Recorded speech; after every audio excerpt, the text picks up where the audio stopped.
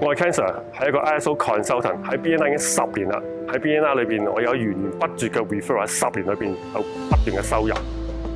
我自己行業就24年啦，再喺 BNI 裏面就10年啦。嗰陣時其實早餐會啫，食個早餐就以為有生意咯，唔係咁簡單咯。要真係要透過你去使用，最成功就係嘉賓相信自己，能夠將嘉賓轉化成會員，繼而將佢變成合作伙伴，咁樣就完成咗我哋最緊密嘅架構。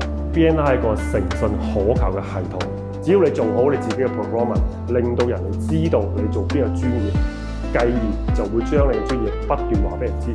咁喺 BNI 入咗嚟，最開心就做到香港嘅食品品牌振興牛魚，我做到個 ISO 200認證啦，幫到一個香港嘅食品企業攞到啲優質嘅國際嘅認證，打開唔同嘅市場。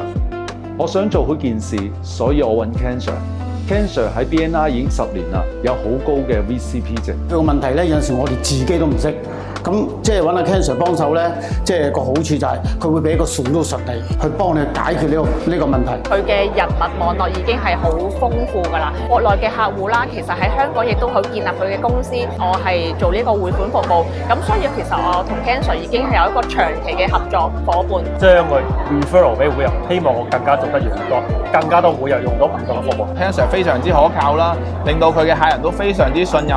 佢介紹嘅人，我都從中得益啦。我亦都希望喺 BNI 裏邊更加多 referral 俾更加多會友。